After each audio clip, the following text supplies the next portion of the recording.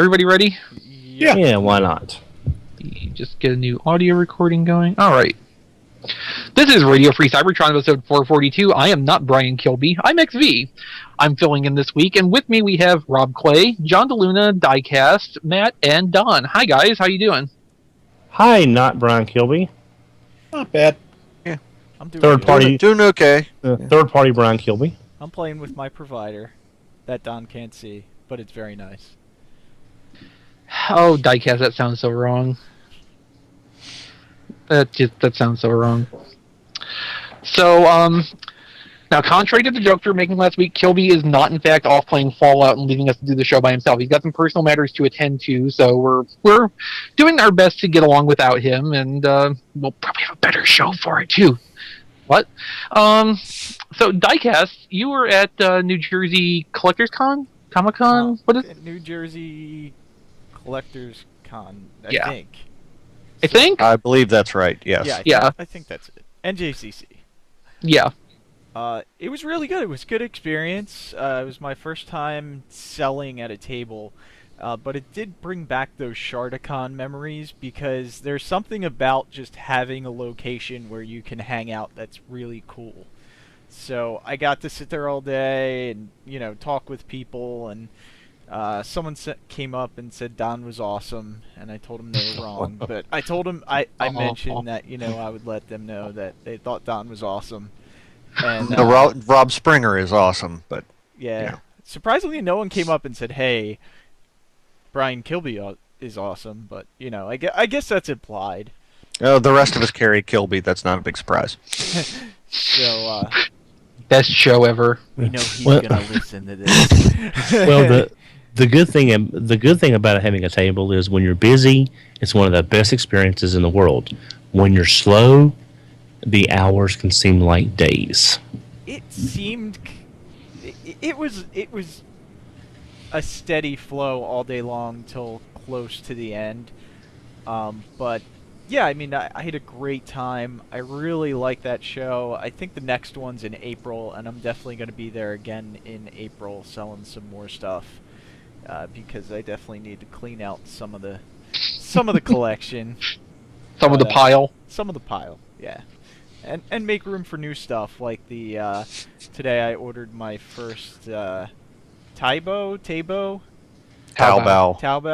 purchase. I made my first one for that upscaled MP10 knockoff, which everyone is saying is really nice, so looking forward to getting that. Hopefully it'll come, since I ordered from a Chinese site or a... Taobao's Chinese, as far as I know, yeah. Yeah, so hopefully that goes well. Sure. Considering That should it be took an you interesting... it took you like an hour to figure out how to use the site. Yeah. Well, it's kind of difficult when you can't read anything. Yeah. Google Translate. Yeah. Or as a Yeah, that backup, helps so much. yeah. And there's also always Babblefish. Well, Don just dated himself. What was it like when they were building that tower, Don? I don't know. Were the stones heavy? Yeah, the Pharaoh kept standing up and making lots of demands and speeches. He just kept getting in the way. Stuff like that. So anyway,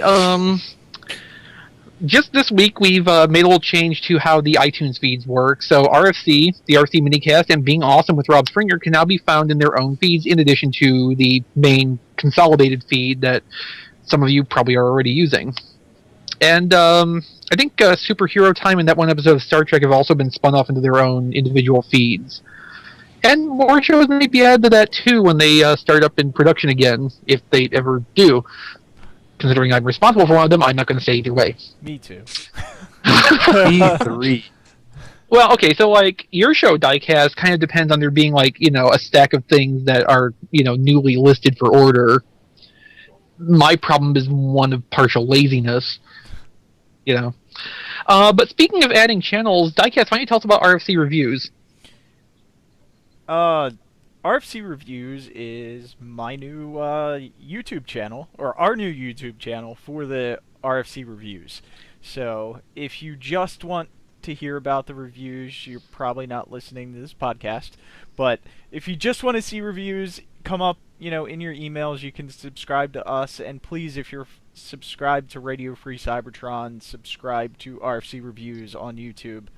That would help us a lot. And you can go to www.tfradio.net/reviews, and it'll send you to the YouTube page. So that's where all the new reviews are going up. I have Spartan, who just shipped today, so should be here by Friday.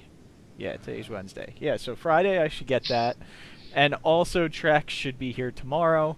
It would have been here today, but it's Veterans Day, so also give a shout out to everyone who served, because what you did ensures our freedom. So thank you very much to the military. And for those of you that are wanting an all diecast all the time channel, there you go.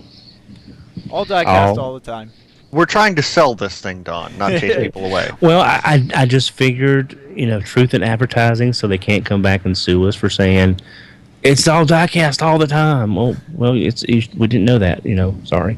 Hey Don, is Massey sleeping or something? Because you're like whispering, which is interesting. It adds some drama, but I don't know why you're doing. No, I'm just not up to 100% today, so I'm sort of taking it a little easy. I'm just. You're like light jazz Don. I like it. Yeah, it is. It's like it's easy listening, Don. And now next for the easy but listening Diecast, hour. it just sounds creepy when you try to do that. Yeah. Well, that's my Don impersonation. By the way, Don. No. Yes. Don sounds smooth and cool right now when he's doing that. Yeah. You imitating him just sounds creepy. He does. Speaking of, though, Don, next time we're at a convention and we have the opportunity to do karaoke, just as a concept, I want to do a duet with you to Phil Collins' Against All Odds. Can we book that, please? Only if there's a bowling alley there, too. I'd prefer In the Air Tonight for my Phil Collins debut. You can do it solo. Do the solo and then do a duet with John, Against All Odds. We'll bring the house down. Yeah, you warm up with In the Air Tonight and then hit the duet. Okay, we can do that. That's no problem. Deal. And Sounds then like we a plan. pull. Okay. So Yes, because Don will be supercharged at that point. His confidence will swell like never before, and he'll just be throwing strikes left and right. So And unfortunately, he will be missing the alley right in front of him, but the people on either side will be getting really good scores. Yeah, I was going to say, literally left and right. It should be very dangerous. I'll be super dino charged by that point. anyway, to bring it back, Trax and Spartan should hopefully be up on Sunday, because I'm pulling a Kilby tomorrow night, and I'm going and buying a car for BotCon. Tomorrow's when I pick up the car. So. Yes, but unlike Kilby, you're not buying a brand new car, so you're at least like moderating this a little bit. Yeah. Well, he already Besides, bought the brand new car though. And besides, like, it's sensible to have a second car anyway, especially when that second car is not another Corvette. Yeah. Like, I admire the sports cars and the supercars. You know, don't get me wrong; those things aren't practical. No. I'm imagining. That's what you should do. Buy a second Corvette. Just buy an older one. Yes, that'll cost more than his new one, probably. Yeah. And then when it's raining or when it's snowing outside, and be like, I have 2 Corvettes and I can't drive anything. That's when you put that's when you put the snow chains on it. That'll tear up the fiberglass body, Don. Yep. I didn't say it was a perfect So, idea. okay, we know Diecast doesn't have Trax or Spartan yet, but how about anybody else? What do we have new this week, guys? Provide. Nothing. Nothing. Nothing. Trax is on the way, but he has not arrived yet. Oh, I got Grandus Hexatron last week, I guess. Diecast, did you get that? Whatever. No. Wow, John, that's such a glowing and enthusiastic review of that toy. Well, Because- I've had it. I've had a purple and green version for 2 years now. So At least, yeah. Well, So why John, did you like get this it. one? yeah, well, John, that's in my roller stash over at Chosen Prime. How is he? Because I've been waiting for your that's the what? What do they call their pile of loot? roller stash. Oh, okay. Roller's mustache. And this is the version of that Hexatron mold I've been waiting for ever since they announced the figure. My hill of stuff. I think, don't sue us, in parentheses. No, I like him. He's really sharp. He's really pretty. He sure is Hexatron. Just fine. I don't know. Was he worth 4 years waiting? I don't know if any toy qualifies for that. But he's pretty sweet. What can I say? He's also, I appreciate he is up to the normal MMC quality.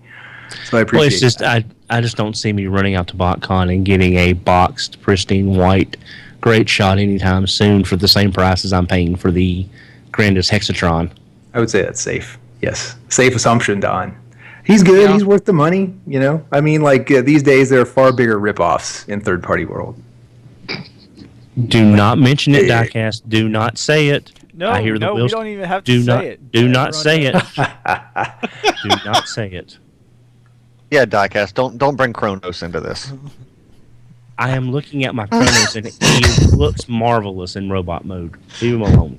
Now, to be fair, Diecast didn't bring it up, so, like, you didn't say anything about Matt not saying it.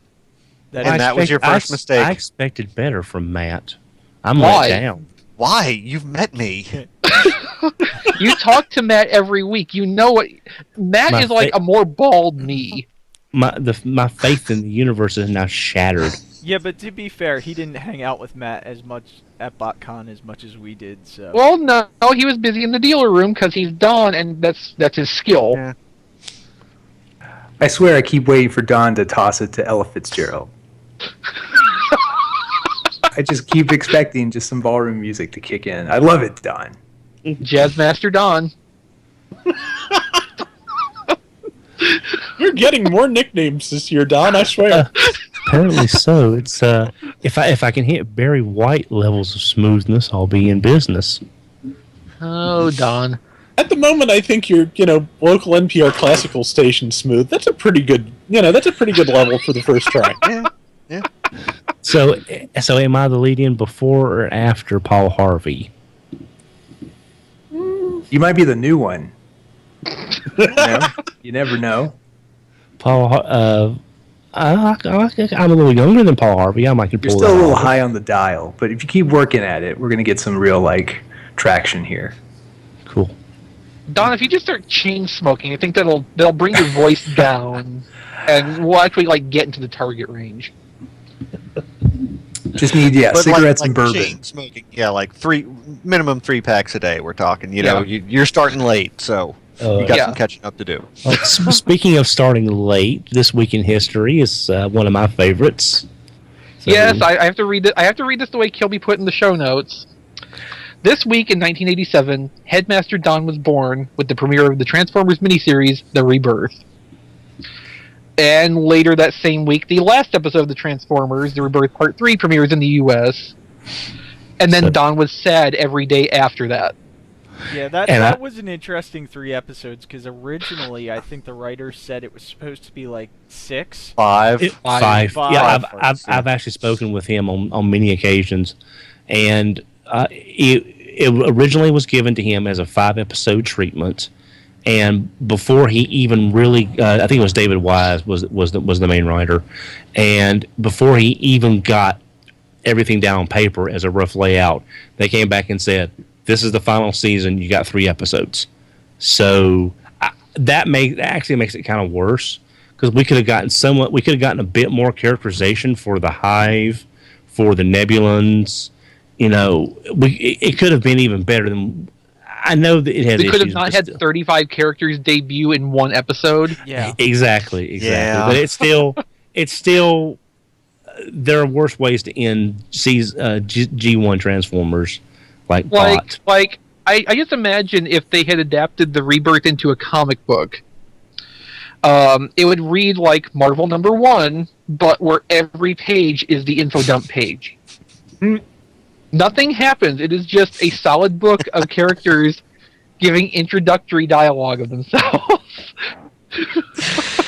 It would be so awesome if it was just it was actually a roll call for 20 minutes. But that's everyone knows I love that series. We finally get Headmasters and Target Masters, and it's got its place in history, and I love it. But it could have been so much more. I just the Rebirth was kind of supposed to be another Five Faces of Darkness, going by the original intent, and given what Five Faces of Darkness actually ended up being when it was produced, I just wonder if it actually would have been better or worse for the Rebirth to be 5 parts. It's a shame that... Are you saying the Headmasters could have been more than meets the eye? Or, No, that was only 3 parts. Going by the Five Faces of Darkness example, I think they would have been less. But we got some good fight scenes. We got Scorponok. We got Fortress Maximus. I always wish Fortress Maximus had gotten like the Headmaster's Japanese style of the transformation, where you get the big full screenshot of him transforming instead of just bits and pieces, and Scorponok just basically three frames of animation standing up. Yeah, but Toei wasn't financing this, Don. Yeah, but can you imagine if they had done Rebirth in the art style from Call of the Primitives? Oh my god, that would have been beautiful. So it would have looked like the Headmasters. Yeah. But better. The Headmasters looked okay. I mean, again, Toei was financing it. There was a budget. Things were pretty consistent. Headmasters looked a lot better than pretty much everything in Season 3. And about half of Season 2. Now, let's be fair. We enjoyed ourselves some G1 episodes, especially in Season 3, but they weren't the best-looking things overall. Oh, no. Horrible animation quality. Just bad. Yeah. Well, see, that's why Call of the Primitive stands out so much, because it was actually it was done by TMS. Yeah. So that was... But anyway, that was the Rebirth. If you've not seen it, go back and watch it. Or don't. I just saw the first news item and I almost choked on my drink. Okay, so I guess we're jumping into that now. Boy, that was subtle. So, Hasbro filed a U.S. trademark application for Cybertron Con. Now, Cybertron Con is the convention that they run in Asia, which debuts a lot of new product. But usually, that's in August or September, usually, I think. And we don't get, like, new stuff that we don't know about, but that's basically where they reveal stuff for that market. So I wonder if this is going to be the name for their Toy Fair event. That's actually an interesting interpretation of this, because, like, a lot of people are jumping to the conclusion, is this going to be Hasbro's official convention at some point in the near future? And my thought was more just, okay, they're grabbing this just to secure it to make sure nobody else tries to use it here. Yeah. But no, that's actually not a bad thought. Or along with similar lines, it could be whenever they have an event or a show or something, they've got this ready-made name for whatever event they're creating, and they can use this one name for everything. Or, I mean, they could end up calling their New York Comic-Con party Cybertron Con. Yeah. Yeah. Yeah. They'll call it New York Cybertron Con. That won't be confusing at all.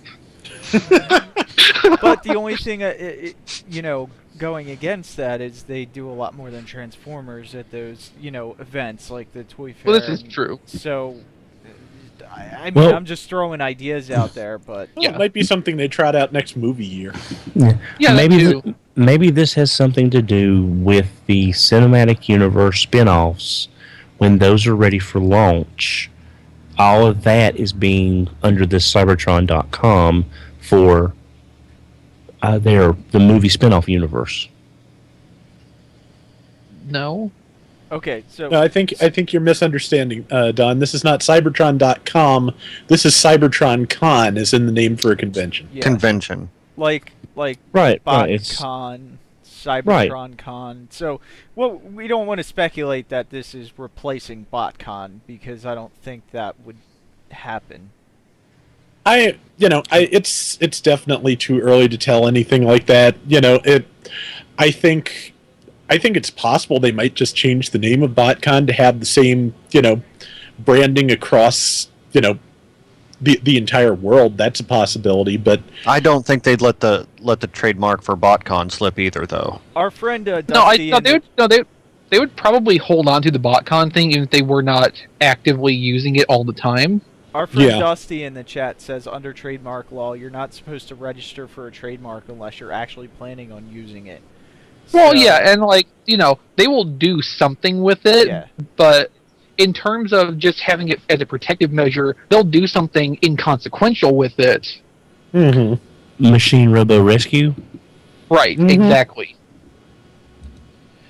Rob and I knew someone who worked at Bandai that year, and boy, were they not happy when that came up. Uh-huh. Yeah, because I think that would have been a really good line over here in the U.S. Yes, well, I think that's what Hasbro was afraid of, too. Yeah. Yeah. Because the cartoon was perfect for the age group, just do a decent dubbing job. The toys were not that complicated. Yeah, I mean, it's a trademark right now, and there's really no way to know what they intend to do with it. I mean, for all we know, they could be planning to just run a second convention during the year, like have BotCon be in the spring or the fall, and have Cybertron Con be on the opposite side. Yeah, we know as much about this right now. That would get expensive really quick. Yeah, but it makes me wonder.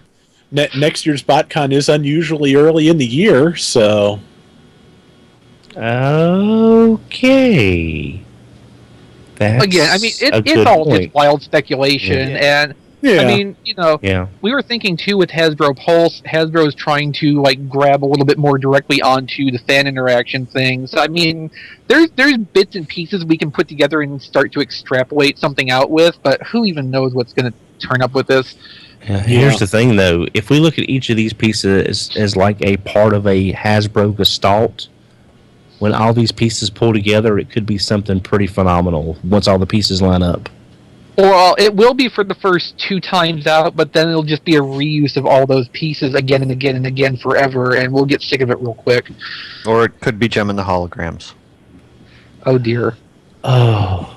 We never really got a chance to talk about how that turned out, did we? No, that's why I decided to bring it up. Yeah. Oh, thank you. I'm so glad. So it's only tangentially related because Sunbow property, but that Gem and the Holograms movie came out, and boy did it bomb. Well, horribly. From a child of the '80s who did watch Gem, heck, a very good friend of mine, his wife collects all the dolls and put all of the cassette songs on a CD for me. That's how nice she was to do that. To all the Gem fans, I'm sorry. I'm sorry. I am so sorry. I am sorry. But we all wanted this thing to succeed but we all knew it. We all were afraid this was going to happen, but we didn't want to really we went through the same thing with the first Transformers movie. We were all terribly, terribly worried it would be terrible. Again, various people have. On the other hand, the aspects of it you don't like will not be defining the property for the next decade for you. So, mixed bag. So, just how bad did Gem and the Holograms do? It had basically the worst recorded opening weekend of any movie ever since they started recording it. Not only that, I read a snippet from an article. So, movie theaters, when they book a movie, are obligated to run it for 2 weeks. And so, sometimes a movie doesn't perform, it gets bumped out for something else pretty quick. But never before has a production studio stopped reporting on the earnings for a movie after 2 weeks. Gem and the Holograms is not getting any more earning reports. Now, that may well be because there are no earnings to report. I heard they actually withdrew it. As in, not just everyone stopped running it, they said, give us this back so no one else can see it. We don't want to acknowledge that this thing ever existed. Yes, this never happened. And the Gem and the Holograms movie is going to become the next Atari ET. Or the next Roger Corman Fantastic Four. The next Star Wars Holiday Special. In 40 years, someone's going to make an expedition out to a desert somewhere and just unearth this giant pit of Gem and the Hologram film reels. Mm-hmm. Or hard drives or whatever they do now. And then immediately bury it back again. Yeah, it'll be. I think it'll be books on cassette and little records inside the storybooks and stuff like that. Don, the way you sound tonight, you could be recording books on cassette. Yeah. Our missiles. Sorry. Nice. But yeah, Jump the Holograms certainly went south, and it's kind of funny since the director on that was talking about how he'd love at some point to have the chance to wrap that into like a larger Sunbow-inspired cinematic universe. This was also the same director from G.I. Joe 2, correct? I think. Yes. I'm pretty sure it was.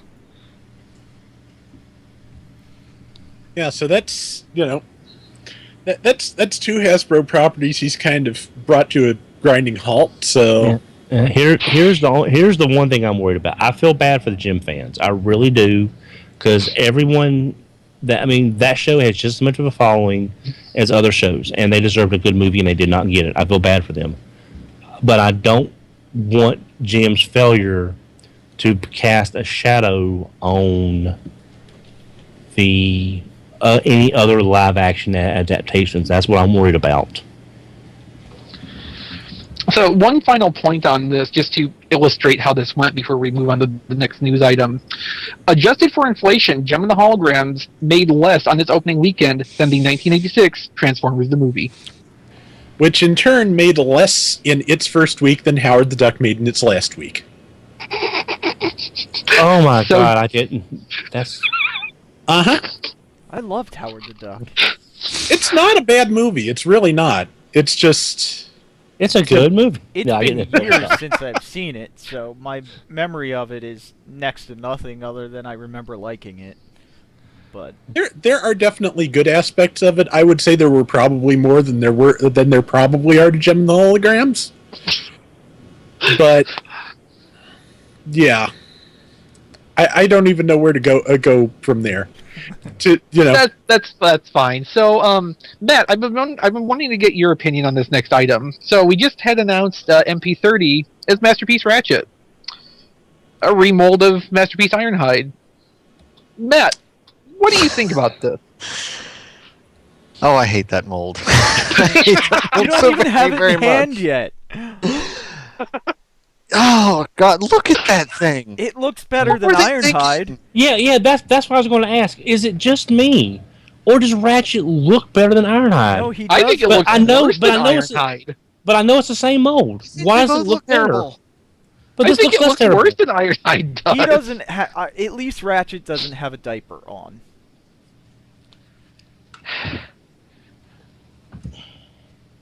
I think it looks better too, but I'm not sure who's the winner in this contest.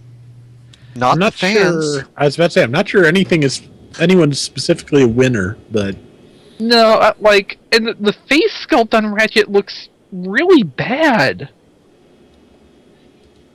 I can't put my finger on what it is, but there's just something about that looks terrible. Is his face too skinny? Oh, here comes Don with his eye gears again. So Don, how about those eye gears? Yeah, that's what I went to go get, just so people. I mentioned in the past, but I don't know how many people actually knew what I was talking about. This is the Ironhide here, and here's the Ratchet, just for comparison's sakes. Now, these are actually the second version that's actually tote and first aid, but they came with the Ratchet and Ironhide heads. And I have to say, these look a lot better to me. You're just trying to tell yourself that, Don. We understand. No, I'm serious. I don't think those Masterpiece molds actually look that good at all. And Ratchet somehow looks worse than Ironhide, which kind of amazes me. Every time I see a new picture, I like these molds less. I think Ratchet it took me a better. long time to realize until Hey Mickey pointed out on Twitter that the crotch plate is a single piece, so that whole thing will be swinging forward if you move either leg forward. That's going to look horrible. Oh yeah, but yeah. So it's like remember the GM second version? Yes, I do. I was just about to mention that.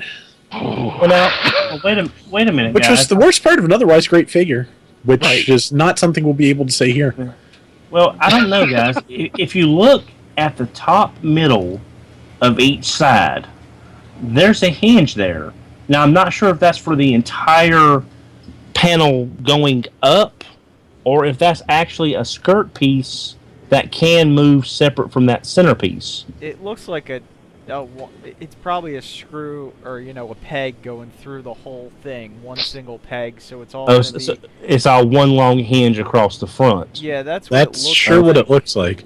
Okay, because I just figured maybe if they had painted this, it's possible that the paint is covering up what might be a separation between the crotch plate and the hip skirts. It's not a bad observation. It is possible, but it's possible, but it's unlikely because, of course, it has to have the same basic structures. Ironhide, and Ironhide can't do that because diamond crotch. So it looks like it could have those plates, but if it's based on the same structure as Ironhide, it probably doesn't. Yeah. And one thing about this figure, I mean, I'm not sure if it's that noticeable on Ironhide, but look at the back under the arms. It's just like he's got like floating torso. Mm-hmm. Yes, nothing. Yes, he does. I mean, supposedly these side panels can flip up behind the back, but I can't see them moving to fill in that gap. I said in my Combiner Wars Ironhide review that I think Ironhide is basically cursed, and this is not changing my mind. Poor Ratchet always being lumped in. Yeah. Mm-hmm. I just... I think I know why some people are saying that Ratchet looks better, which is because the robot body elements behind the chest are the same color as the vehicle part, so it looks more together, like cohesive. There's not that, yes. Yeah, there's not that sense of lots of different little parts. At the same time, if you look past that at all, it just looks worse. Yeah. And that's it. I think the new crotch plate also does look a little bit less silly, which helps. I hope you can hide that G1 face that they put in the front windshield, because that really is. I don't like that. Look at Trax. I mean, used to you didn't have any hidden. You didn't have the visible faces, and now with Trax and presumably Road Rage, the heads are sitting right there, like X-Prong from 2001 RID. Well, this is just the lesson why clear windows are not always a good thing to have. Yeah. You have clear windows when you have separate interior detailing to be seen through them.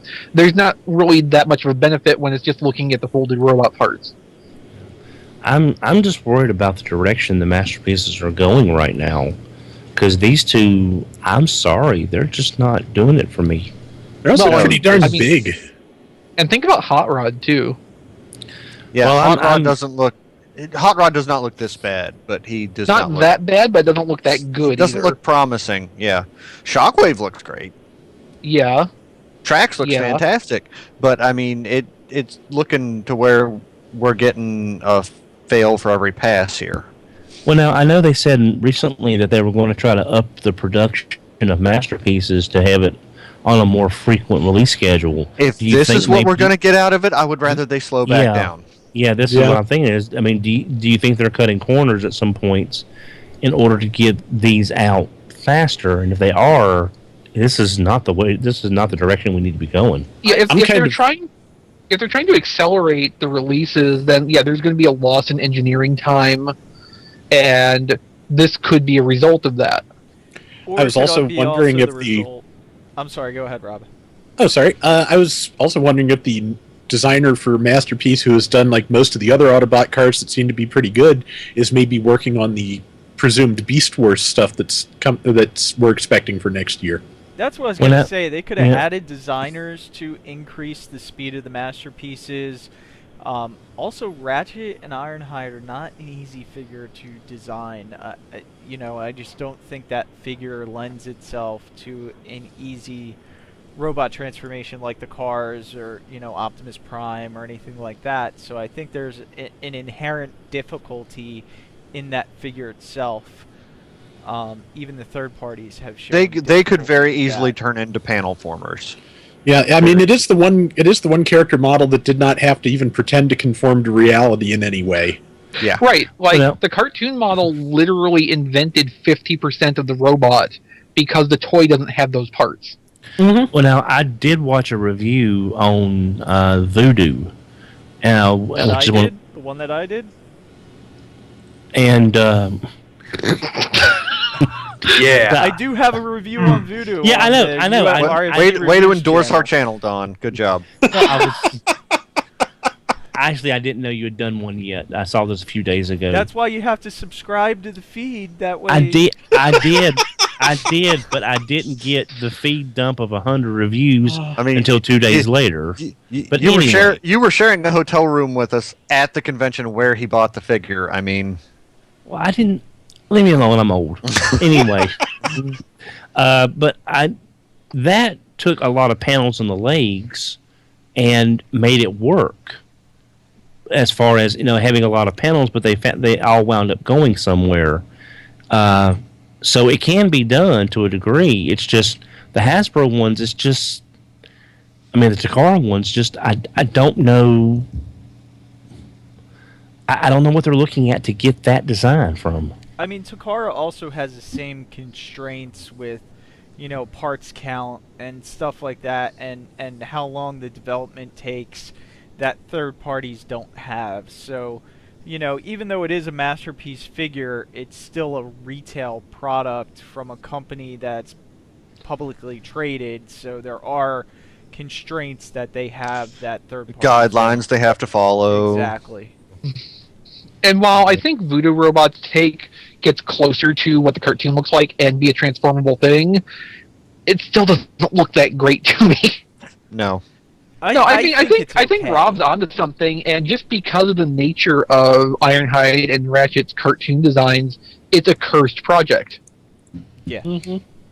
You're never going to get that quite right because it is just not physically possible to reproduce that. Yeah, I guess the closest modern take on that body type is still probably Energon Towline, and I would kind of like to see a Voyager done in that style. I always had a soft spot for that figure. Yeah, from the BotCon 2005 set. Yeah, honestly, with these masterpieces, I would have rather they just had gone the G1 route and had half of the van come apart as a battle wagon and just have the rest of a folded up robot. I think a chunk of it is a battle platform. Actually, no, isn't that just the a stand? battle platform is separate. That's just to hold the weapons. That's not part of the vehicle mode. That's a separate piece. That's what I'm so confused about, because I've heard both. That it's part of... No, look at that thing. There's no hinges on it. Yeah, it's there's a solid no threads. piece. There's no wheels. It's a solid piece, simply to hold the add-ons. That's really disappointing. I mean, okay, points for, having storage for all the parts. Mm-hmm. On the other hand, way to go, wasted opportunity. Yeah. Oh, yeah. They have a good photo of it. I'm going to share it now for those of you watching the podcast. Yeah, I'm sorry. I thought that was common knowledge by this point. No, well, it may have been, but I was confused. So. Well, and we're not. I don't think any of us are wanting to badmouth these two figures, but I think there is something of a sense of a disappointment. Ironhide is one of my favorites. I don't want to hate an Ironhide figure. I want an Ironhide figure that I love, and this is just nowhere near it. But I mean, look at what we got with Bumblebee. Tracks, we got the Dotson brothers, we got the Sideswipe clones, we got we've gotten such great figures in the past year, and this does feel like a letdown. And I'm sorry to say, I hope this is not the way it's trending, because they just don't look good. And I'm sorry. I hate to be. There is a different designer on Masterpiece right now. Hasui has moved on to some other project. Hopefully the new designer, whose name I don't know off the top of my head, settles in a little bit more and things get back on track more to what the expectation's been built up into. Yeah. I want to say we heard it was the designer who worked on Masterpiece before Hasui came on It was. board. Yes. Yeah, I've heard of that before, but I can't remember the gentleman's name. So can we please get Hasui back? Please? Well, I mean, whatever Hasui's doing now, I mean, when he finishes with that, maybe. Is he doing the Diaclone stuff, maybe? No, I wonder if this is... I really don't know. I wonder if this is stuff that was developed while he was waylaid working on Devastator. I don't think they would have pulled him from a project, to me, that would be as high level importance as Masterpiece, for something that would be equally... If I remember right, Hasui basically heard the Devastator thing was happening and went and pointed and went, mine. Yeah. Yeah. So, So he insisted on working on that project. And He to was be trying fair, to make that. He was trying to make that Masterpiece Devastator. Yes. So Well, yeah, his logic Devastator's was that been was the pretty high closest they were. profile. Yeah, his logic was it was the closest it would ever get to there being Masterpiece Constructicons that make Devastator, and it explained a lot of why they're made the way they are. And that's why it is my Masterpiece Devastator right now. And once I get the perfect effects upgrade kit for it, I think it'll make it even look more Masterpiece-esque. So speaking of Devastator, we have pictures of the Unite Warriors versions with their new guns, Oh, awesome. which I think look horribly out of place.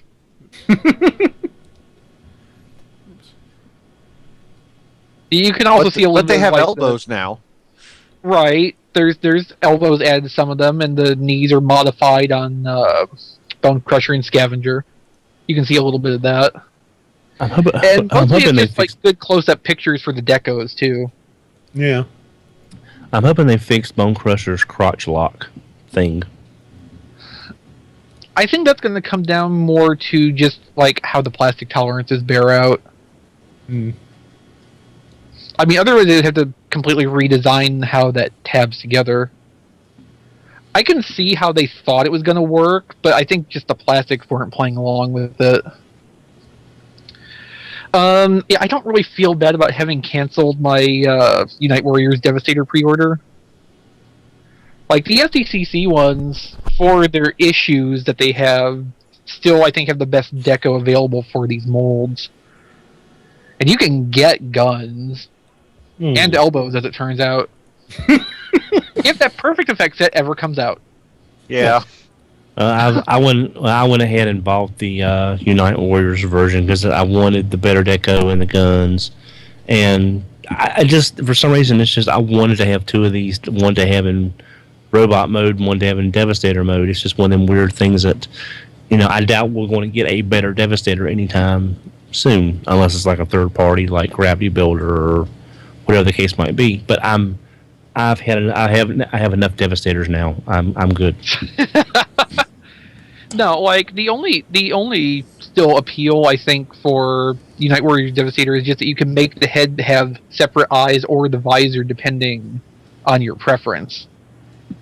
I was lucky I was able to have the SDCC one that has the separate eyes, which I thought looked a lot better. But the deco change on Devastator's head either way kind of makes that look better than the Hasbro ones. Still, that's not enough to get me to spend like $250 on it. Yeah. Well, I got mine at a slightly better deal than that for about $1. Oh, I got mine at a much better deal than that, but still. Okay, so new mobile device game, Transformers Earth Wars, was revealed. And probably more interesting than the game itself, it's got toy-based design models again, and maybe has given us the first look at Titans Return Soundwave. Oh, yeah. Which, Yep. surprise, looks a lot like Blaster. Yeah, the leg. Yeah. The front panels on the legs particularly looked like Blaster to me. Yeah, definitely. He is definitely Blaster. No one saw that coming, huh? Oh, No, not at all. We all said that, so... I see Diecast has lost the concept of sarcasm this week. Yeah. No, I mean, there's no surprise in the Titans Return Soundwave since we're getting things like we got Ravage solicited, we got Rumble, I think. Buzzsaw's in the next wave of Legends. So Yeah. And we So, also I see mean- Skywarp, which is the one we didn't get yet for the leader class, right? Yeah. So. Which, I mean, that's supposed to be out with the next wave of product too, so there you go. Yeah, I was about to say that's another foregone conclusion we're seeing. So. And so, as one game comes, another must go, and Transformers Rising has been scrapped. It will come to its final end on November 30th. I never even looked at that one. Transformers Rising is going to fall. Oh, One shall rise, one shall fall. no, Don. Both of you guys get out. I didn't even know what Transformers Rising was. I don't either. I'd heard about it, but I've I've never played nothing that at one. all about it. John, have you played this? You play a lot of things. Not this. Sorry. Oh. I still got to finish like all my credits in Battle Tactics before they pull the that plug still on running? that thing. That Yeah. is currently still running, yes. Yeah. Apparently, the character selection at this point is insane. Insanely random and obscure and kind of fun, but I ain't playing right now, so sorry. But apparently, they've gone like the extra mile to make like just crazy obscure stuff, which is fun. That's cool. But Yeah. I'd like to ask Rob Springer if he knows anything about Rising, but I think it's pretty obvious why it's going away, given the fact that the people here who play Transformers mobile games know nothing about it. Mm-hmm. Not a good sign. No. Nope. Yeah, like real quick, like on Battle Tactics again, like I saw an ad the other day with it. Apparently there's stuff like random G2 slag in his green colors. Like that's not Oh, nice. They're digging that deep. I'm almost sorry I stopped playing that game and deleted it Yeah. off my phone. Yeah, I Yeah. stopped playing that a long time ago. I never played them at all. You're not I'm missing not one- anything. I'm not one much for mobile games anyway. Like the few I try to play, I always hit that point pretty quick of where the difficulty ramps up just far enough you can't do it without paying. Mm-hmm. And then I just don't want to mess with it anymore.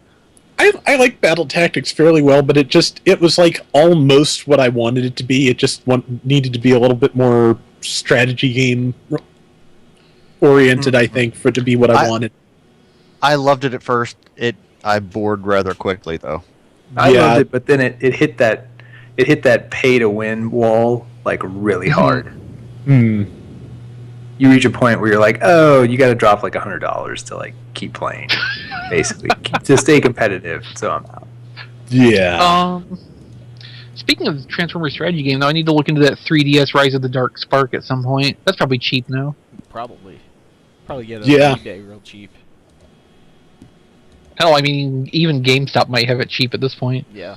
I think GameFly had it for like $12-13 used last time I looked, but I was not bad. thinking about it, and Adam Paulus from 16-Bit on Twitter said you'll be sorry. So I kind of decided to wait.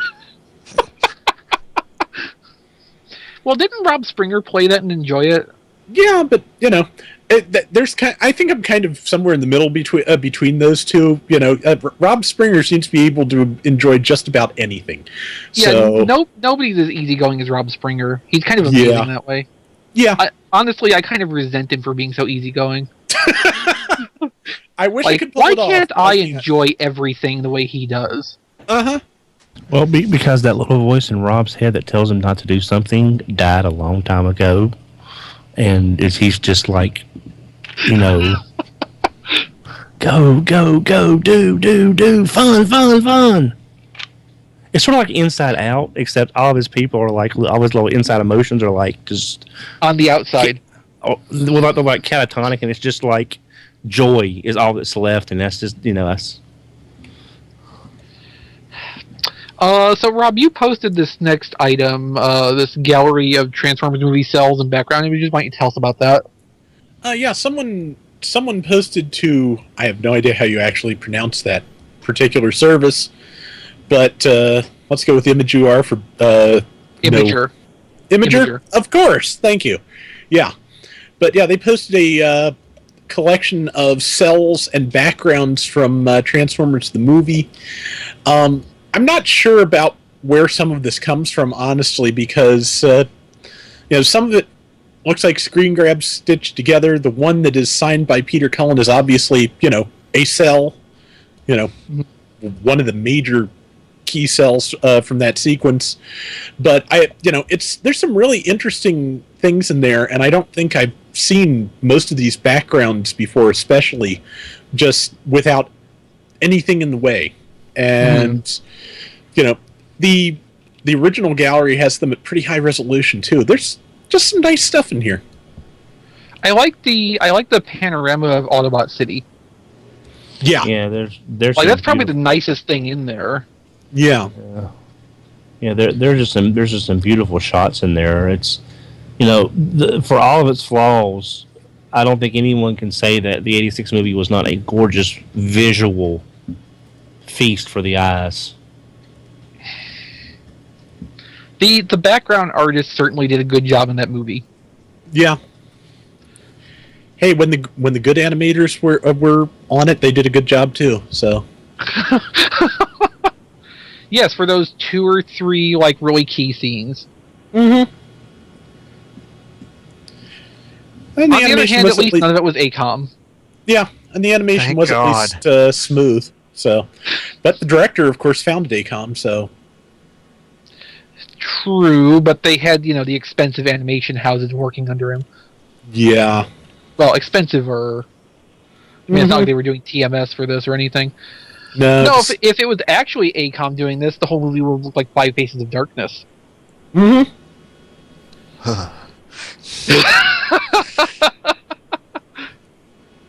Also, I have no good segue off of that, so I will just point out that right now on Amazon, it's in low stock, but the complete Beast Wars DVD set is available for under $30.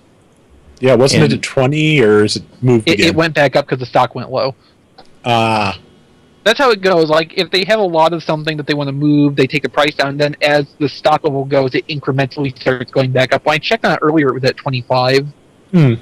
Which is a really good deal for Beast Wars for the whole series. Right. yes, it is.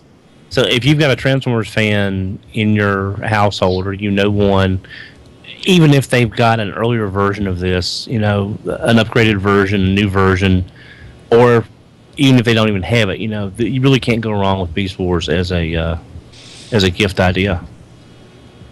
And you should also get them Beast Machines to complete the set. I'm sure Don will endorse that idea as well. Like hell. Everybody should buy Dawn Beast Machines for Christmas. Oh, Yes. yes. I will be like George Lucas. I will hunt down every single person that bought me. And also on Amazon, Nintendo 3DS Rise of the Darkspark is $6.99 used on Amazon. What about new? New, it's like 20. Ugh. 1922. So, Plus, also, if you're not a Transformers fan, why are you listening to the podcast? show? No disrespect intended. But I'm just saying. But if you're like us and you're multivariate in your geekery, no, Better don't approach, say Don. like us. I am Transformers and pretty much, I do a little Star Wars, but I mean, I'm not as wide varied as you. that's where I was going with this. Star Wars is like the height of geekery. Yeah, there is a little. If you're a healthy nerd and you have diverse interests, Yes. So there's a little movie coming out in December, Star Wars: The Force Awakens. If you use our Perhaps you've Amazon heard of link, it. perhaps you've heard of it. www.amazon.com. no, it's tfradio.net/Amazon. Yeah, Thank you, sorry. Amazon.com/Star Wars. I'm sorry. So, but we're just trying to tell everybody, if you're going to be shopping Amazon for Transformers, for Star Wars, for Code Lyoko, whatever the case may be, go Do there. they even have Code Lyoko stuff on Amazon, Don? Yes, they do. They Where's have this some. going, pairing. Don? I'm What trying percent of the to. population has in their Amazon cart Star Wars and Code Lyoko stuff at this All Well the cool done. ones. That's it. But I'm just saying, if you're looking for gifts for your favorite nerd or geek or whatever the case may be, please use our link. You don't pay anything extra. A little bit does help keep the show going, so we can bring you this fine, upstanding journalism week after week. Isn't that what we said? What show are you talking about, Don? journalism. Don's the repeater. Don, can you repeat everything, please? Well, Hey, No, Don, you know, by the I way, got- my favorite geek is myself. So I'm going to go shop for myself. So everybody out there, if your favorite geek is you, shop for yourself. Treat yourself. Go to tfradio.net/Amazon. I gotta give Doesn't Don cost some you a points penny here. more. Don's really good at doing the sales pitch for this. The only thing he can't get is the address to use. yeah.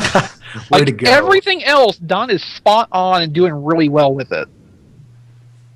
We just need to get him to memorize tfradio.net/Amazon, which shouldn't be that hard because he hears it multiple times. Somebody out there is going to get an Amazon kickback from Don, but just maybe not us. Now we have to excuse It's- Don. He is on drugs this week. It's www.tfylp.com/Amazon. That's where you want to go.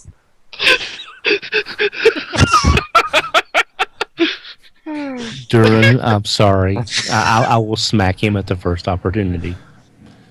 Listen, Actually, TFYLP, we love you guys, Yeah. but we gotta make fun of Don too. Yes. Better get working No, on setting up no, that you picture, don't. Duran. You don't. There's nowhere that says you have to do that. I guess you got a different contract than I did, Don. Yeah, I'm pretty sure that's in the bylaws. I'd have to check. Like, I got a magnifying glass out. It's in the mouse print, but it's there. Kilby did put in some Star Wars suggestions in the show notes, like Death Star ice ball tray thing. The one I like is the Death Star waffle maker, because who doesn't love waffles? Yeah, I saw that. Okay, I've got to look at this. Ooh, I have I not love seen that waffles. yet. But I really like the little silicon Death Star mold. That'd be good if you did something other than ice cubes with it. Yeah, well, they also show there's also a picture showing doing I think like chocolates and things with it. And It's Yeah. silicone, right? That's pretty heat resistant, isn't it? Yeah. I mean, you could probably cast candy in that, like hard candy, oh yeah, absolutely. for Looks like- the more industrious dessert makers in our audience. Yes. I mean, that's well beyond my scope, but I'm sure somebody out there knows how to make candy. Death Star waffles would be awesome. That would be an awesome thing to have. Well, I mean, just waffles in general, Don. Yeah. TFRadio/Amazon. Yeah. Yes. We need to have Kilby make a special link for that waffle iron, tfradio.net/waffle. It needs to be a link that takes you to like a random theme waffle iron on Amazon, a different one every time you click it. Oh, that'd be great if we could do that. I have no idea how that would work, but that's not my problem. So in third-party news... Rob's nap time. Third-party news. Good night, Rob. We'll see you in about 20 minutes. So, Planet X Vulcan, near final test shot photos of Planet X's fall Cybertron Grimlock. Yeah. That looks damn Looks nice. really good. Yeah. You know what I don't get is Fans Toys said their Grimlock that they're doing had to be a far departure from Masterpiece Grimlock. Otherwise, the e-tail stores wouldn't carry it. This is really close to the Voyager Grimlock that we got for Fall of Cybertron. So, Not what's the really. difference? I'm looking at it, and this it's looks definitely- way more like the game model than that Voyager figure Well, did. it's very similar, and I'll hold mine up right here to the camera because I have the Exvee bag. We can't see that holding diecast. today. I know you guys can't see it, but if they're watching the video, they can see it. And it's got the same chests, are very similar. It's got very similar legs. So Well, diecast, the thing that you are failing to take into account here is that the retailers probably don't care how it resembles Fall of Cybertron Grimlock. yeah, I guess, but I just It's wish- probably just the Masterpiece one that they're squeamish about having a virtual bootleg of. such a high-priced toy. Yes. Mm-hmm. yeah. Yeah, the only thing I'm kind of worried about, and I'm not, as of right now, I'm not planning on getting the Fans Toys Grimlock because I have the Masterpiece Grimlock. But I'm just wondering how far away can they get away from looking like Masterpiece Grimlock and still fit in with their Iron Diebot series with them all meshing together so visually as well as they do. That's why Well, everybody that- did Grimlock last. So you buy their other toys before you worry about that. Yes. And see, that's the challenge for a designer, to be creative and find a way to give it a unique look and feel, but also still fit with the rest of the team. And I mean- the one that does that the best is going to be the group that wins. Well, like I said, I'm not planning on buying it, but if they can significantly create a new Grimlock, but still fit, a new transformation, a new design aesthetic, a new design, but it still fits in with the Fans Toys look, I may get it, and then I can take my Masterpiece Grimlock and put them back with my Masterpieces. I don't want to buy another Grimlock, but I mean, if the engineering and the technology is like, oh my God, this thing is so different, yet it meshes so well, that's what I want to see is how they pull that off. I mean, I don't even like Masterpiece Grimlock that much, having handled one. It's nice enough in ways, but I don't like the way it feels in either mode. It doesn't like come together solidly in a way that I really like. So whether it's in a different style or not, I'd like to see what these various groups come up with in Masterpiece Grimlocks, and if I have a chance at some point at a convention or whatever, actually like get my hands on one, just see how does this compare to the official one. What did they do different? Did they improve on what's already out there? But in terms of this Planet X one, which we're actually supposed to be talking about, man, that looks nice, and I really want to get one. And yeah, they had the prototype at TFCon in Charlotte, and it looked amazing. I mean, The only complaint I have is that there's not going to be one in the Target exclusive deco where it's the more G1 style colors with the big chrome chest. Well, Because I really like how time. that. Yeah, give them time. Really like Give how them they ended up time. looking. Now, Go the ahead, only Diecast. thing, I was gonna say it looks really nice. I mean, definitely a lot better than the Voyager one that we got from Hasbro, but I don't think it's different enough that I need it because I have the Hasbro version. and the thing about it, the only thing that really draws my eyes away from the figure is the feet. The feet just look like gigantic boots. Like you shot the LL Bean super big and chunky catalog. Well, I would say they match his arms, but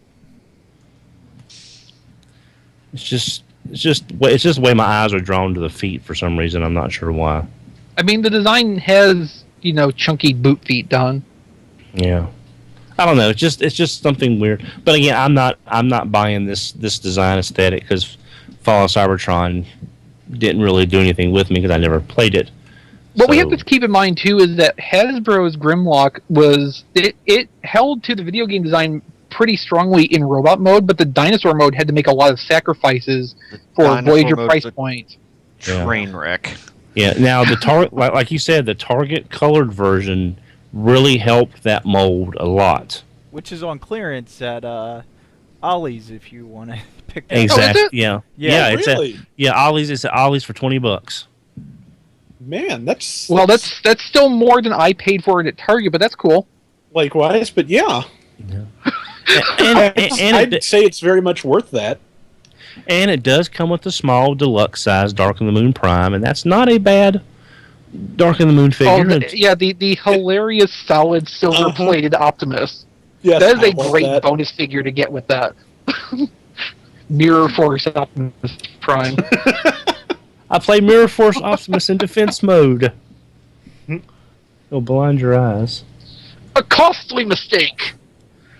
No, I think I said this before. Like at some point, if I can go all in on a team of third-party Dinobots, it's going to be the Planet X ones, just because I like the War for Cybertron, Fall of Cybertron aesthetic. Yeah, I like that aesthetic overall, and like there's like a misstep here or there, like with their slag, which doesn't look too hot in dinosaur mode, but overall, it's a good-looking team, and Vulcan's really a good cap on that. And if I hadn't started on the Fans Project team, I probably would have gone with Planet X. Okay, so this one is something that just came up today. Mastermind Creations Seraphicus Prominon color test shot photos of their reformatted series Nova Prime, God, I'm which glad is you had to ridiculously pronounce that. expensive. Do what? I said, I'm glad you had to pronounce that, not me, because I would have totally messed that up. Yeah, I'm sure you would have. Have you seen the price on this thing? $200 with the trailer. For the early bird pricing only, though. It's going to be more than that later. It's $225, yeah, if you without the early bird. If you want both pieces, which you kind of have to get both pieces because the trailer is what gives them the wings and all the extra armor that makes it like super. For that price, I don't have to get either piece. Well, I mean, you don't have. Okay, to so like do I saw. Okay, so the pre-order was listed early this morning. Last night I saw these pictures on Mastermind Creations' Facebook page, and I was thinking then, okay, this thing has got to be like $120, but even so, I kind of really want that. No, it's $120 for one piece of it. The trailer one is piece of it. $120, I think. Yeah, the clothes. Yeah. Yeah, I mean, there's no way. This is really. I love the design ideas they're doing here. I love the heavy armor look when he's wearing the trailer parts. But I mean, for 200 plus, there's no way. Do we have any idea how large this actually big is this thing? It's pretty big. I mean, they had a about 8 display inches tall. Yeah, they had it displayed at TFCon. Okay. They have a scale It's chart about- with Hexatron. Yeah. Not that means much to 90%, Most people, 95% of the population, but there it is. No, it's Yeah. 7.5, 8 inches tall. It's not huge. I mean, obviously there's a lot of plastic mass in it. I understand reasons why it would need to cost what it's costing. Because if you look at the picture of the trailer opened up as the armor stand, you know, there's a lot of stuff there, a lot of different little parts. I get the price, but that is just, it's way too far outside the range. Yeah. Yeah, I've got no attachment to it as a character, so it's not something that I'm definitely in. I mean, I've got the Make Toys, the Nemesis Prime that came out mid this year from them with the chains and the cloak and all that. But this, I mean, it's a beautiful figure. It's just, it's too much. Uh-huh. I'll be getting it. It looks great. I think the wings on that and everything together, it's really nice. Yeah, Diecast, I know you'll be getting it. You have no sense of financial responsibility. See, also Corvette. But, no, it's just... I'm getting it like because this. I'm a MMC fanboy. But that's a Well, different that's the thing. affliction. That's the thing, too. Like, it's Mastermind, so you know it's going to be well-designed. Yeah. But, like, my only hope is that at some point it just, like, goes down in price because there's not enough people who care about Nova Prime to pay $225 for this. But he is a Prime, so... Well, Yeah, but he's gone to, like... He's not relevant in the comics anymore, even. You know, I mean... I hope that IDW Thunderwing does well for the same, like... I hope it overcomes the same issue. I hope it doesn't cost $200. Oh, you know it will. Oh, well, yeah. They might actually do a special on this at some point, both figures in a set down the road, like they've done for other things. So I mean, they are selling a set of both parts together. Like you can either buy the cab robot and the trailer separately, or you can buy a combined set of the two. why would you buy the trailer separately? It doesn't do any good. Well, presumably the idea is that someone would buy the cab robot first and then later on buy the trailer to finish it. I think like they're trying to make it where it's possible to spread this cost out over a period of time. Yeah, Oh, I think what one of the retail stores that I know is doing it, or e-tail stores, they're offering them separately, but they're also offering it as one upfront pre-order. I think when you receive it, it's going to be 2 separate boxes. Well, that makes sense. So that's just for people who want to go ahead and order both of them right up front. Like Yeah, I like that Mastermind. That too. Basically, it's 2 separate parts because they know it costs a hell of a lot, and it's kind of like an installment plan. Yeah, it's kind of been rumored that Make Toys, like John said, is going to be breaking up their Quantron figure and selling them individually. They are. They're already they are. doing that. Yeah, they're listed already. Oh, At least okay. the first 2 or 3. Yeah. Whatever, man. Still too much. I like that Mastermind is going with the original design concept for Nova Prime, where there is the separate cab robot and then the wings and stuff are trailer component. But for what it's ended up making this cost, I think they probably shouldn't have done that. Yeah, they Guess should we'll have see, just made yeah. it be a one and done. I guess we'll see. It certainly seems like prices are inching up, you know. Well, just yeah, overall. yeah. Because stuff is getting more ambitious, so that's, I guess, to be expected. I read a copy of an interview that someone held with one of the higher ups in Mastermind, and like they were saying that they've like added on more factories to produce stuff too. So you have to think that as they're seeking out more deals, their costs in production are having to go up with that too, because you know if when the factories look into them and see that they've got other production facilities, the price they quote is gonna jump. Yeah. Isn't it crazy to think how far we've come from City Commander? In more ways than one, yes. Yes, in every way. I mean, you know, I know there's some books out there that have chronicled the rise of the third party, but it would be an ongoing thing. But I would love to see a new book in, like, say, the next year, just showing the history and everything, because that would be a fascinating read, just to see the timeline of stuff. I have to admit, I mean, that it would be interesting just to get, like, the insider perspective from a few different companies. You know, if you wrote it the right way, where you're jumping from one point of view to the other for, like, a comparative experience, it would make an interesting read.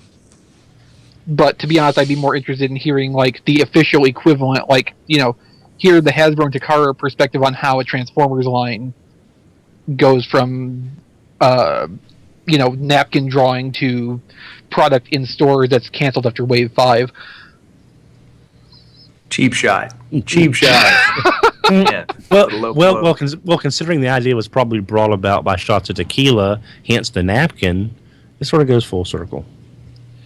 Not everybody designs like Aaron Archer. Don't generalize here. We love you, Aaron. Please don't sue us. So, finally, in third-party news, because we didn't have a lot going on this week, to be honest. We've talked a good deal on the few things we had, but we didn't have a lot of specific items.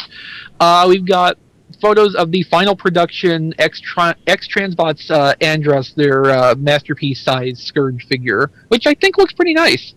I really... Yeah, basically, you know, they skipped the space boat on that, I guess. It looks really nice. I hate to say it. I love the way it looks. Unfortunately, it's made by X-Transbots. Yeah, slash. And I still have not opened my Apollyon yet from the con. And okay, and like the weirdest thing stood out to me on this. There's a picture where you can see the fist clenched in the corner, and like just the way the hand looks, the way the build of the hand looks, clenched as a fist like that looked really good to me. Mm-hmm. Like, it is just the weirdest thing to me to stand out like it does, but the figure looks nice overall. I would kind of hope that at some point the design issues will be overcome, like the build issues, so that a nice looking figure actually could be something nice. Maybe this will be it? They have to overcome those build issues, because you can't keep fixing it on the second run, because eventually no one's it's worked for him so far, run, and then there is going to be no second run. It's very simple, and I want to buy this. It looks good. It looks like a really nice design, and if they want to send me one to see the quality, I will gladly accept it and put it on the review channel. But I'm too gun shy. I can't pull the trigger to buy this because of the quality of figures that we've gotten. Well, now I have watched a review for this already online at YouTube, so there's already some final product test shot. I'm not going to listen to someone else's opinion. I want to have my own. I know. I'm just saying in lieu of. So Diecast, you're not going to listen to someone else's opinion, but you are going to ask people to listen to your opinion instead. That's how reviewers work. I mean. No, you don't have to. Oh no, I'm a reviewer, but I will also listen to what the other people say to get a more complete picture of something. Yeah, I just want to let people know there are at least one or two reviews out of this figure, if they want to at least get some general ideas up front, at least to see what's what. The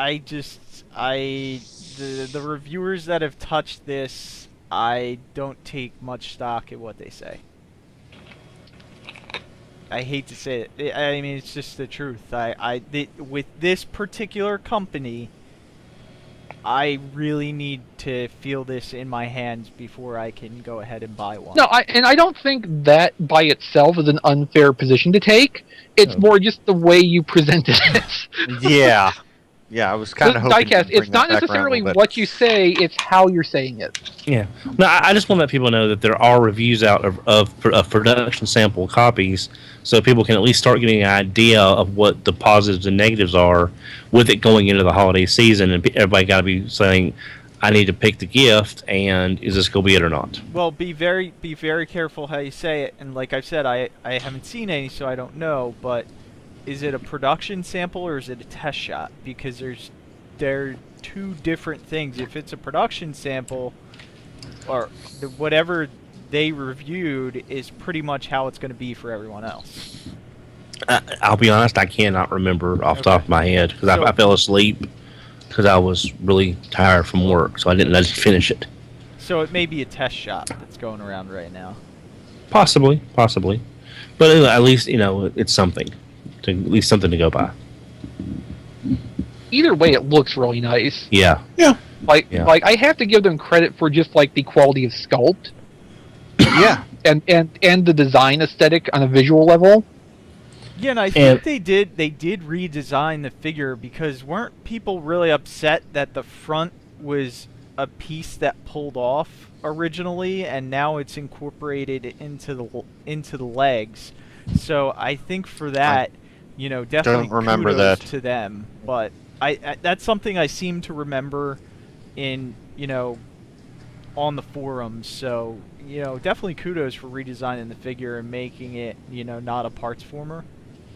Although I will think one of the downsides, it's just part of the figure, because the three lights do light up. I remember each one taking 3 batteries. Yes, and they're uncommon batteries at that. There's actually a post on X-Transbots' Facebook page detailing what sort of battery you need, and I have never heard of that serial number. Oh. Yeah, and it takes 9 to run all 3. So that's It kind of reminds me of the Kids Logic little SD Optimus Prime thing, which that came with batteries, the one I reviewed. But it took several little watch batteries that were not a common type, spread all throughout the figure. And it just seemed like, when it would eventually come time to replace those, that's going to be a problem. But that's pretty cool that this lights up in 3 places. That's impressive, too. Plus, from what I do remember on the review before I nodded off, was that... Well, I'm Tom, sorry. we've all had that experience. We've all had that experience with YouTube reviewers. Yeah. Mm-hmm. But it can do the flying boat head mode, where the head will angle up to the top and it'll close back around it, so you can have Scourge in flying boat head mode. That's cool. Well, too. I appreciate I think that's actually an important detail to retain, because like the Generation Scourge did that without even having the same vehicle mode. So that's cool. Yeah. So this week on the network, John, do we have a minicast this week? Nah, I took the week off. I'm doing minicasts probably about every other week until the new year or something relevant happens in Transformers. Okay. Shots fired, Hasbro. Let's go. Let's step it up. Toy Fair ain't until February, so you got some time. Yeah, we got 4 months. Hey, only 4 months until Toy Fair. Yeah, well, we do have Combaticon supposedly coming out soon, so Yes. that'll be something. That'll Wake me up be- when Skylink comes out And goodness knows that'll be so refreshing to have those molds in my hand again. Except for Brawl. Brawl will but be the they're- first time. Well, yeah. But they're Combaticons. You can't go wrong with Combaticons. Again, wake me up when we get Skylinks. Yeah. I'm excited for Combaticons, Don. I'm morbidly interested in Scattershot. I just want to see like Scattershot or does this C-clamp? work at all? Scattershot or Yeah. C-clamp? Same thing. Give me Scattershot. He has like Same deck 33% going, more colors. And 33% less cost. Oh, more than that, I think. Yeah. So we have Being Awesome with Rob Springer, where I'm told Rob wins the Angry Birds Transformers Halloween tournament. So, way to go, Rob. Yeah, I was listening to that, and I don't know if he actually won anything. I mean, he won the tournament, but I don't know if he actually got a prize out of it. I have no idea. I'm just going by what it says on the screen here. Yeah, I know. Probably all the Angry Birds fruit snacks he could carry. Ooh, fruit snacks. I had a really good bag of gummy berries yesterday. I saw. Tasted just like, old fruit snacks you would take to school. Nice. It was a nice bit of nostalgia and so much better than Haribo. Anyway, on that one episode of Star Trek this week, Kirk is a jerk, and Fungal Tribbles on 2 episodes of Star Trek the Animated Series. And that's really the best quick summary I can give you of those episodes. Filmation, the best way to have a drug trip when you have no drugs. Well, the best part of Star Trek the Animated Series is that the Filmation this will always remind me of JD and the love of Brave Star that he discovered and shared with us all at BotCon 2012. Don, don't drink that nasty stuff on camera. There's nothing... This is Diet Sierra Mist Cranberry. There's nothing wrong with it. Don, there's everything wrong with the sentence you just said. Cranberry. Interesting. Yeah, cranberry. The combination of Diet, Sierra Mist, and Cranberry all together, I don't know how you can say there's nothing wrong with it when all of those words are wrong. Every single one of them. Do they make Diet Code Red? I don't think so. I've not seen any of the, other than Diet Mountain Dew and caffeine-free Diet Mountain Dew, I've not seen any of the Mountain Dew flavors in a diet format. Caffeine-free Diet Mountain Dew. Yeah. What? Yeah. Let's go back to that. That exists. That exists. Why does that exist? Why is that a thing? Every bit as terrible as you would expect. Who asked for that? You know what would be great if we could have Mountain Dew with no caffeine. No, why? Yeah, exactly. And no sugar. I just like how mad Matt and I got. It just makes your head hurt when you hear that. It makes your head hurt when you drink it too. Trust me, I know. I've had the stuff. So Rob, besides bad choices in soda, what's on TFormers this week? Okay, well, I've got my review of Robots in Disguise number 4, the comic. That is the wrap-up for the first and sadly only major storyline. I also posted my video review of Combiner Wars Mirage, who is pretty good and absolutely unnecessary if you have Classics Mirage. But the video, you will not have time to fall asleep because the video is only about 5 minutes long. We also posted a video review from someone else of Battle Grimlock, the Transformers Adventure remold of Fall of Cybertron Grimlock. That looks really nice. And lastly, a gallery. Someone has taken Masterpiece, Optimus Prime, and Soundwave and done a paint scheme to match Transformers Devastation. And that is actually really amazing. Yeah, I've seen a couple of animation-style paint jobs like this on Gundam models before, but this, Devastation came along at just the right time because this translates beautifully to these figures. Mm-hmm. Yeah, it's remarkable how much it makes them look like they just walked out of the game. Yeah. And I'm going to show this on screen right now because it is very pretty. Yeah. Mm-hmm. Yeah, there a lot of skill went into the paint jobs on these two toys. Yeah. Like I said, I'm sorry. I was going to say, I just, looking at this, I don't understand how you can make it look that good and that, cartoony. You know what I mean? It looks almost like it's a... Cel-shaded. It's a picture. That's the way... Yeah, I mean... And what this painter did was do the same trick that the game designers did in making the texture for the game models. Because, if you look, the reflections on the characters don't move when they move around. They're fixed in place. So it's just a matter of figuring out how to lay those on the toy for the same effect. Yeah. Hey, Rob, just a quick question. This is just, so I've been meaning to pick up the Adventures comic. Just out of curiosity, are the kids in it by chance? The Transformers Prime kids? From Prime. Sadly, no. They, the Ultra Magnus, RC, and Bulkhead have shown up, but none of the other characters from Transformers Prime as of yet. Okay. Next, the last 2 issues are going to be a story arc involving Viacons. So beyond that, I don't know anything about it yet, though. Okay. Cool. Thanks. Probably not, Sure. Don. I know it's just wondering because I figured I might pick up the trade when they do all the 6 and only issues that they do. I hope they do a trade because this is, I think it's important that there should be a Transformers comic you can give to small children, and nothing else IDW does right now really qualifies for that. And this is pretty good. it's hard to review because it's like I am not in the age bracket for this. This is like not in my wheelhouse, but it is. I can recognize that it is very well done on every level. Writing, drawing, all of that. It's just it's hard to review something. And it's like this is not for me, but I can recognize that it is good. It'd be like if I was given a Rescue Bots thing to talk about. Mm-hmm. It's not something I could do on an ongoing basis. Yeah. No, it really is a shame that the comic is ending, because especially like now in the period between seasons of the cartoon, a comic would be a great way to keep the media alive. It really would. Whoops. Yeah, well, as far as I can tell with Robots in Disguise, there's been a lot of whoops. Have they gave an actual reason why it's being canceled? Is it sales or? There is actually, and I linked to it in my review, a small essay by the writer Georgia Ball, and yeah, mostly it's sales. The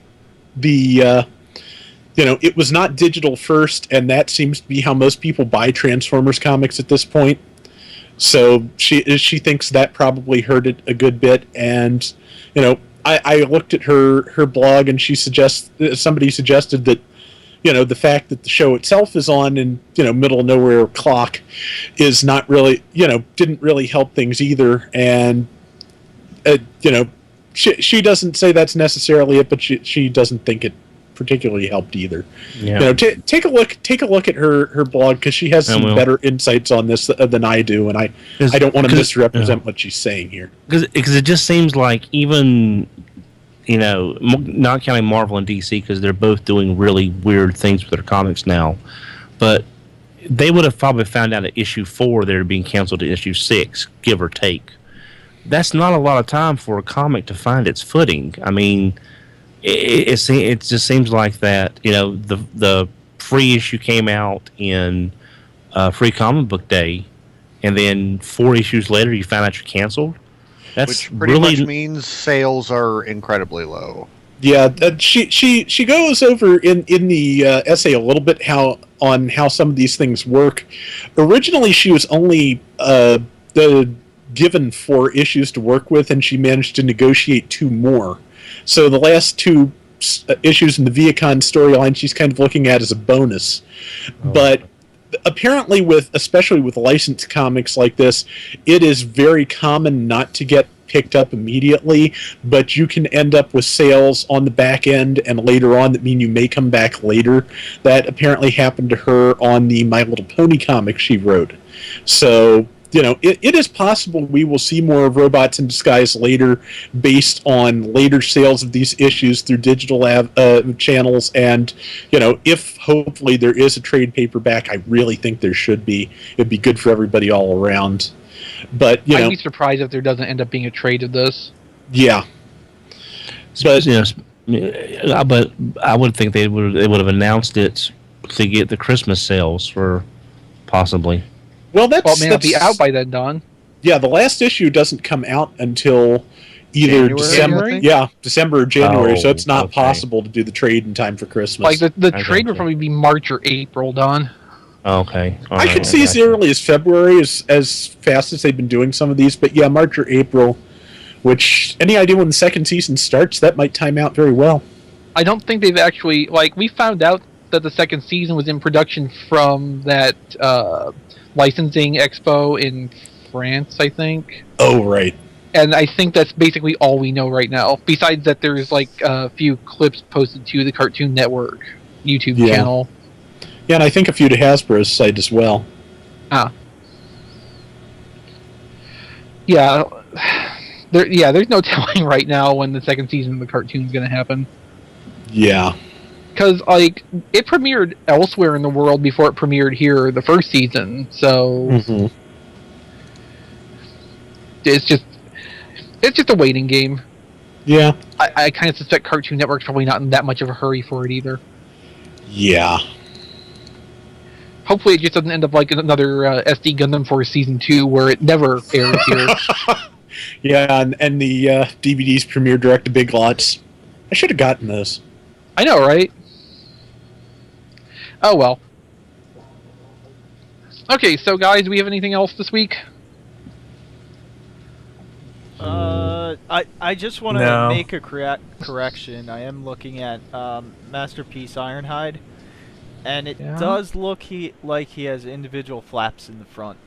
For the Oh, really? Yeah. Hmm. Yeah, Okay. they're in a different location than Ratchet, so I think Don may be right that each side will be individual flaps. Well, that's a small improvement. I mean, So- there's plenty else to go through there, but it helps. Yeah. Also, I've got a quick soda update via Kilby on Twitter. Of course, yes, there is a Diet Mountain Dew Code Red. Rob, Okay, cool. back That to must you. be that must be Okay. uncommon. I've never seen that. He says it's regional. I told you Well, he was listening to us. He Well, always apparent- listens to us. I know. well, apparently, also just for those who might be interested, the pre-order DLC for Transformers Devastation should be available this week on at least consoles for those who did not get it. I've seen the prices being like $5, and I've been told there are some alternate lines for Red Alert if nobody else. That should be, like I said, that should be available now. When you're done with Fallout 4, it gives you something to do. But it does not seem to have gone up on Steam yet. I've been checking.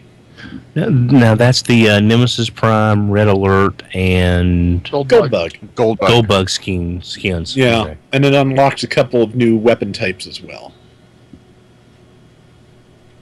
All right. Cool.